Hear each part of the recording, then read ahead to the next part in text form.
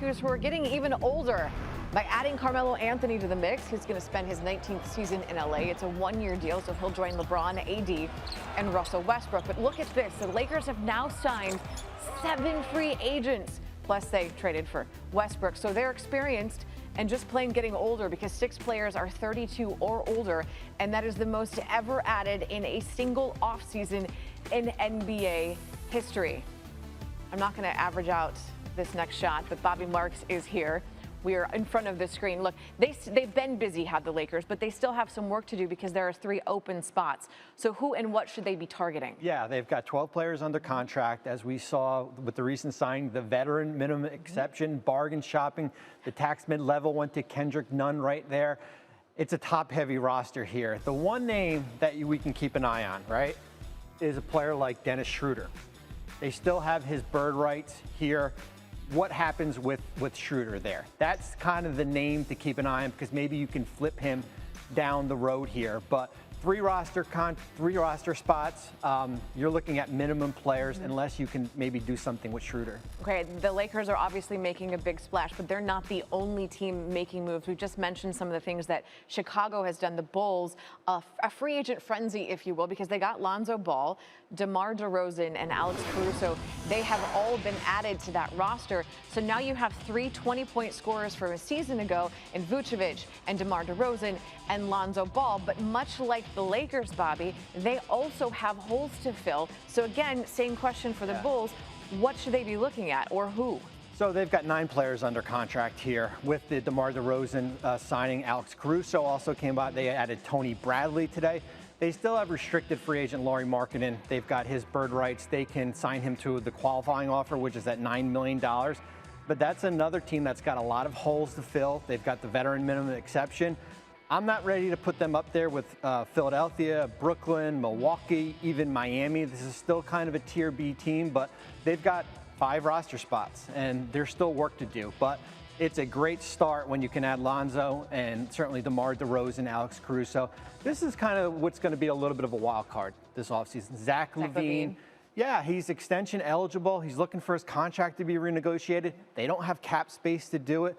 The potential is that he's going to have to play out the year and enter next year as an unrestricted free agent. He's a guy who's also said, I just want respect. On the Thunder, and now he gets a new future in a place he's quite familiar, and he loves the bright lights of the Garden. In his career, Walker has averaged over 21 points per game at MSG, the 7th most since his rookie season in 2011-2012. And who could forget that game-winning step-back J for UConn against Pitt in the Big East tournament at the Garden. Yeah, the first person I thought of after the Kemba news was Stephen A. Smith, and he was on vacation. And guess what? Stephen A. Smith's joining us off of vacation. The man never stops working. So what was your initial reaction when you heard the news that Kemba is coming back to New York to play for your Knicks? Well, first things first, I'm still on vacation, at least until Friday. That's number one. But this is worth it. This is worth it, Kevin Nagandi, because the bottom line is this. Kemba Walker can ball. Make no mistake about it. The reservation about Kemba Walker, are his knees okay? Are his legs okay? We know that when healthy, this brother is good for at least 20 to 21 a night. He can hit the 3. He definitely can hit perimeter shots. He can dance on anybody. He can create his own shot. And if you watch the New York Knicks, particularly during their playoff series against the Atlanta Hawks, that's what they were devoid of. When you looked at the guys like Reggie Bullock and others, they couldn't create their own shot, okay? Obviously, Julius Randle and R.J. Barrett, I mean, they need to be kidnapped and handcuffed and have their left hand handcuffed so they can learn how to use their right. I love them both, but damn it, when everybody is screaming, they're going left, and you continue to do that because you're not ambidextrous, that's problematic. So when you got somebody like a Kemba Walker, that's definitely a plus. You couple that with the fact that you retain Derrick Rose so you don't run him into the ground, and you've got Emmanuel Quickly who can come off the bench and do some things for you. I like it. Is it a significant upgrade that upgrades them to the top 3 in the Eastern Conference? No, but it leaves them at the very least where they are right now as a playoff quality team who's building the right culture, and they're on the come up. I'm good with that. I'm good with that right now. All right. Now, by the way, the Knicks 4th in the East this past season. But the vibe and the energy We all felt it. We all saw it in the spring. It was back inside the Garden, right? We here. All Yeah, right. we here. So, I remember. after all the moves so far in free agency, and I know you mentioned they're not in the top 3, but where do you put the Knicks right now in the East in this conversation? Well, I'll put them at the 4th or 5th seed because I'm looking at, obviously, Brooklyn. I'm looking at Milwaukee. I'm looking at the Philadelphia 76ers. You take the Miami Heat into consideration. I think the Knicks could be battling with Miami and Atlanta for a 4th and 5th seed in the Eastern Conference. I think as things presently constructed, when you look at how stout they are defensively, how exceptionally well coached they are by Tom Thibodeau, you know that Mitchell Robinson is coming back. Let's remember, they didn't have him in the postseason. This is a 7'1" shot blocker. That could have changed things in the first round as far as I'm concerned. So when you talk about him being back, Julius Randle and R.J. Barrett, from what I'm being told, they're working on their right hand. They're working on their right hand. You still kept Derrick Rose. You got a point guard who can score like a Kemba Walker. You got a guy like Evan Fournier who can score, is doing some things in the Olympics. He's relatively decent, good for 17 or 18 a night, can hit perimeter shots, including some three-point shots. I think if you're the New York Knicks, you can make some noise in terms of being a top 4, top 5 seed in the Eastern Conference and advancing past the first round. Are they championship contention? Hell no. I'm not a Cowboy fan. I'm not delusional. I'm not nauseating. But I am knowledgeable enough and man enough to acknowledge this is a step in the right direction. But a lot depends on the health of Kemba Walker. People question his health, Kevin. Yep. They have never questioned his ability to play the game of basketball as the number 1 option in Charlotte. He was averaging better than 25 a game. He was averaging better than 21 a game for Boston until those knees gave out. That's our concern about him, not much else. That is the big storyline in Kemba Walker's career as an NBA professional. The knees. We'll see how this plays out here. Bronx, and you have the Knicks Native New York. potentially advancing, after the first round, something we didn't see this spring. Okay, so before I let you go, Sure. 48 hours into free agency, who Right. do you think is the biggest winner in the NBA so far?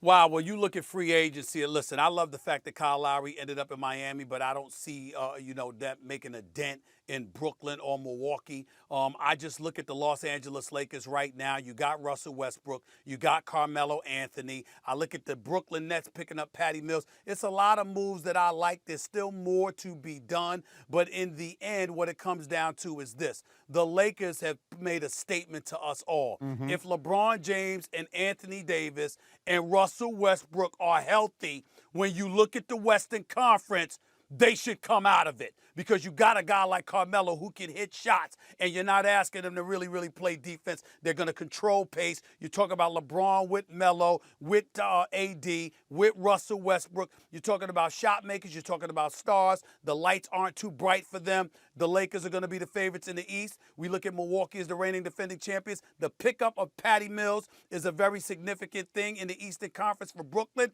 And I think that when we look at the NBA landscape right now, we're fantasizing and salivating over the possibility that the Los Angeles Lakers would face the Brooklyn Nets in the NBA Finals. And let me tell you something. I like being here when I'm talking about the New York Knicks. But if that's my consolation prize, I will not be depressed about that. Oh, yeah. At all. He'd have been one of the busiest teams this week acquiring Kyle Lowry in a sign and trade. Miami was still able to re-sign sharpshooter Duncan Robinson and extend Jimmy Butler. The Lakers also made headlines this week, bringing in Malik Monk, Kendrick Nunn, Dwight Howard, and 10-time All-Star Carmelo Anthony. Pairing Melo with LeBron gives L.A. two of the top 10 scorers in NBA history. And the Bulls, they've been busy. They acquired former Laker Alex Caruso and his former teammate Lonzo Ball, who joined Chicago via a sign and trade with the Pelicans. Chicago is also finalizing a sign and trade with San Antonio for DeMar DeRozan on a 3-year, $85 million deal. Senior NBA insider Adrian Wojnarowski joining us now. Woj, you have some breaking news with regards to Spencer Dinwiddie. What do you have? Kevin, the Wizards have agreed essentially with the Nets on a sign and trade deal that would bring Spencer Dinwiddie to Washington. 3 years, around $60 million, I'm told. They had to loop a few other teams into it, San Antonio, Indiana, and the Lakers. Are essentially tying in the draft night deals they did with those teams, to move around some money, some picks. But Spencer Dinwiddie now, he'll be the Wizards' point guard. He'll partner in the backcourt with Bradley Beal. He was a good role player for the Nets, and Washington will see if he can take on a bigger role, be a formidable frontline starter now with Bradley Beal, who the Wizards continue to want to re-sign, keep long-term.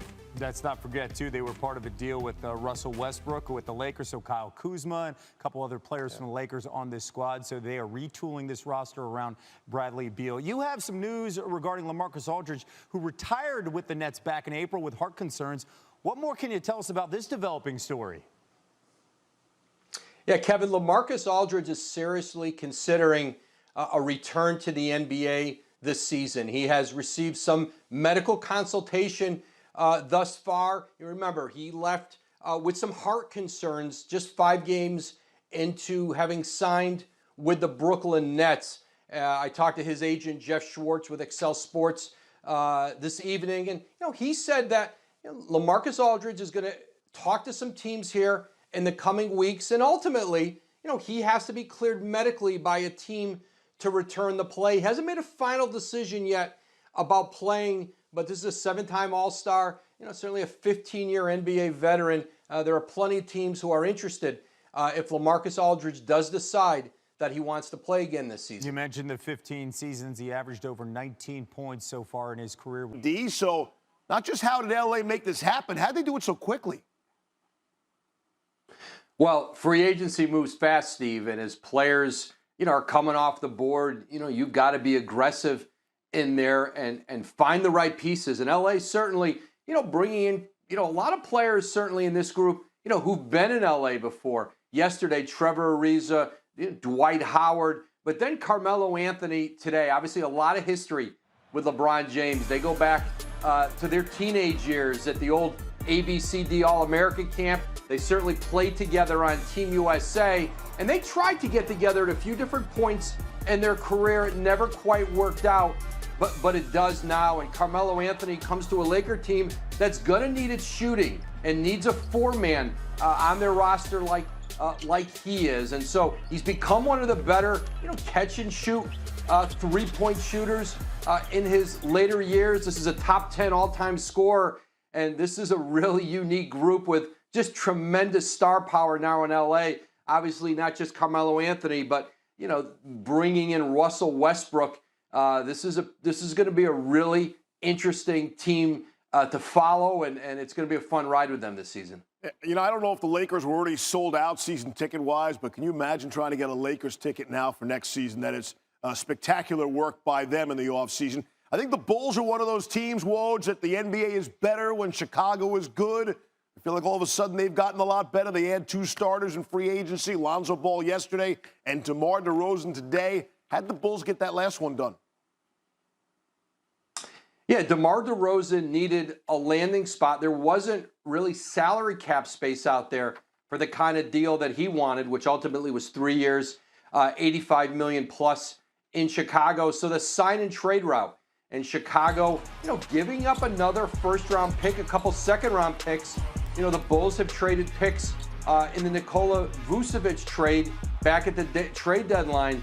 So they've remade their team. They've gone in now with Lonzo Ball, Vucevic, and now DeMar DeRozan with a team that I think Billy Donovan, their head coach, there's going to be expectations of making the postseason. And I think the relationship with Mark Eversley, who's the general manager, works with Arturas Karnisovas, their president. His relationship with DeRozan, going back to their days in Toronto, I believe that was a key factor in helping to sell DeRozan on it. And I think Eversley and Karnisovas' comfort with bringing DeMar DeRozan in and seeing if he can help elevate this team, and Zach LaVine, his future in Chicago. He wants to win, hasn't been in the playoffs yet. They've got to get into the postseason.